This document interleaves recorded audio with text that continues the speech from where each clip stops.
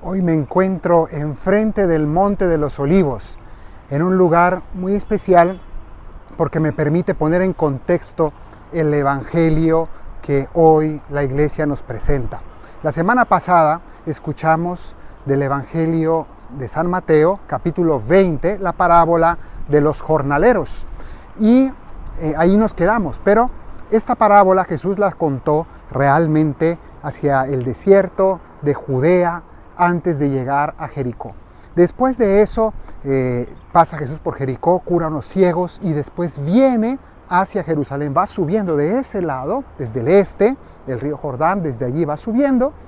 Allí pasan algunos otros episodios de la madre de los hijos de Zebedeo le pide los primeros puestos para sus hijos y después ya llegan a Betania.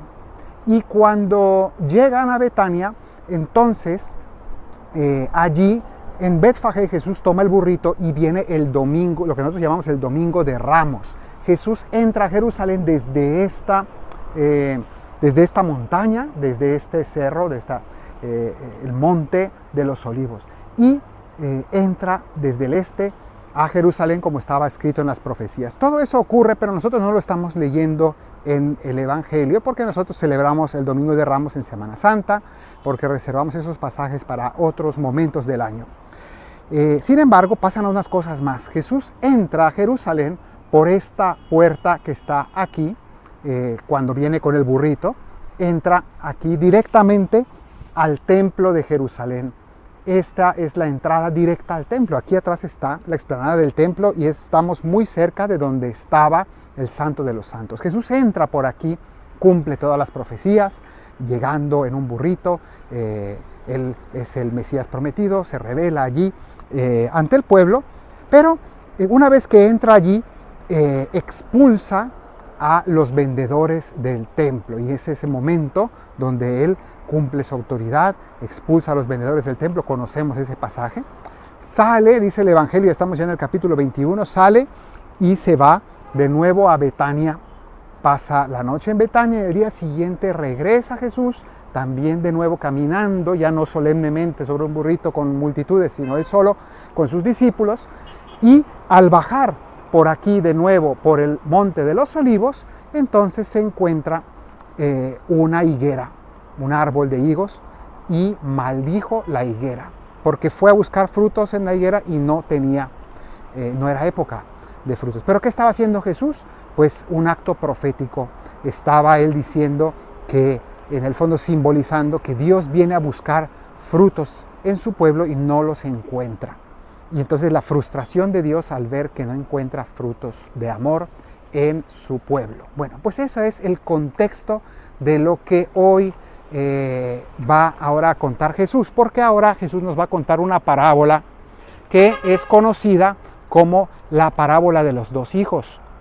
Y viene Jesús de nuevo, tiene una discusión aquí, una vez que llega aquí al templo de nuevo, tiene una discusión porque el día anterior había expulsado a los vendedores. Entonces vienen los jefes de los judíos, los sacerdotes, y le preguntan a Jesús, ¿con qué autoridad haces eso? Y debate con ellos. Jesús les dice, ¿con qué autoridad predicaba Juan el Bautista? Díganme ustedes. Y entonces los mete en un aprieto, al final no le responden. Y entonces en ese contexto, ahora sí, es donde Jesús va a contar esta parábola de hoy y la del próximo domingo. También acerca de una viña, igual que el domingo pasado, va a volver Jesús a hablar de una viña hoy y también en la siguiente parábola del próximo domingo. Y les dice así, un hombre tenía dos hijos. Para quienes están familiarizados con el Evangelio, este inicio de la parábola nos evoca qué parábola famosísima empieza con esta frase. Esta, sin duda, pero en el fondo podemos decir, la misma parábola que Lucas nos contó de una manera más completa y hermosa, llamada la parábola del hijo pródigo. Un hombre tenía dos hijos y va a mostrar dos actitudes. Lucas nos hablará de un hombre que tenía dos hijos. Su hijo mayor vive con él en su casa, pero al final no ama a su padre. Vemos que vive con su padre, pero no lo ama. Mientras que el otro es rebelde, se va a vivir lejos, es un pecador, pero al final regresa con su padre y se arrepiente. Bueno, esa es la versión que nos cuenta San Lucas de una manera mucho más completa y bella. Aquí, en cambio, San Mateo nos reporta esa misma historia de una manera más breve, más sintética, pero va al grano de un punto diferente. Porque nos dice que un hombre tenía 2 hijos, a uno le dijo, ve a trabajar en la viña, y dijo que no, pero al final sí fue. Mientras que a su otro hijo le dijo, ve a trabajar a la viña, el hijo le dijo, sí voy, pero al final no fue. ¿Quién de los dos realmente cumplió la voluntad de su padre? El que sí fue. Aunque había dicho que no al inicio, el que al inicio se rebeló, sí fue. ¿De qué está hablando Jesús con esta parábola? Como vemos, tiene mucha similitud con la versión de San Lucas. Pero, ¿qué quiere decir Jesús hoy con esta parábola? Está diciendo, miren, el pueblo judío, sí, con la boca, todos los días ora, reza en el templo, tienen prácticas religiosas, pero al final, ¿dónde están los frutos de amor? Mientras que, dice Jesús, los pueblos paganos, es verdad que están alejados de Dios, es verdad que los pueblos paganos son pueblos pecadores, idólatras, tienen muchas cosas que les podemos criticar, han estado realmente viviendo muy mal, pero miren cómo realmente se arrepienten. Y termina diciendo Jesús, los publicanos y las prostitutas les llevan la delantera en el reino de los cielos, porque vino Juan, predicó, que es el tema que Jesús les había preguntado a los sacerdotes, ¿con qué autoridad vino Juan? Pues les dice, vino Juan, lo escucharon, porque Juan predicó sobre el arrepentimiento y la conversión, y se arrepintieron.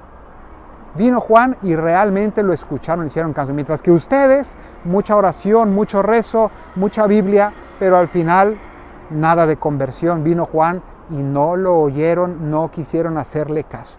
Bien, pues esa es la parábola que hoy nos cuenta Jesús en este contexto, pero que para nosotros de nuevo es un reclamo a nuestra conciencia. En realidad, escuchar la voz de Juan el Bautista es un símbolo de escuchar la voz de nuestra conciencia, porque a veces la religiosidad exterior la podemos usar para acallar nuestra conciencia, para no escucharla, para hacer como si realmente sentir como si fuéramos buenos y realmente acallar la voz de Dios que quiere llamarnos a una transformación, a un cambio interior, y que nosotros en cambio apagamos esa voz con prácticas exteriores para engañarnos a nosotros mismos. Y hoy nos habla cada uno de nosotros diciendo, puedes ser muy religioso, puedes de boca para afuera decir que eres muy creyente, pero ¿dónde están tus obras de fe? ¿Dónde están tus frutos de amor? Porque hay otras personas que pueden estar siendo muy pecadoras, pero si al final terminan escuchando la palabra de Dios y arrepintiéndose, viniendo, entonces eso sí que te llevarán la delantera en el reino de Dios. Que a un fariseo, que a un sumo sacerdote, que a un religioso judío le dijeran que los publicanos y los cobradores de impuestos, considerados hombres sin escrúpulos, y las prostitutas les llevaban la delantera en el reino de los cielos, era una ofensa terrible. El Señor nos puede decir perfectamente esto, porque al final lo que cuenta es si escuchamos la palabra del Señor y transformamos, cambiamos de vida. Y muchas veces sí puede haber muchas prácticas religiosas, pero poca sustancia en nosotros. Puede haber muchas prácticas externas, pero realmente sin cambio interior del corazón. Entonces esto es lo que el Señor hoy nos viene a pedir, nos viene a llamar a una autenticidad evangélica, nos viene a llamar a una escucha genuina de su palabra. Así que desde este lugar le pedimos al Señor que nos regale humildad, conversión, escucha interior, para que nuestra vida no solo sea apariencia de bien, sino que realmente encarnemos el bien renunciando realmente al pecado y abrazando el amor de Dios. Que el Señor te bendiga desde Sion el que hizo cielo y tierra, en el nombre del Padre, y del Hijo, y del Espíritu Santo. Amén.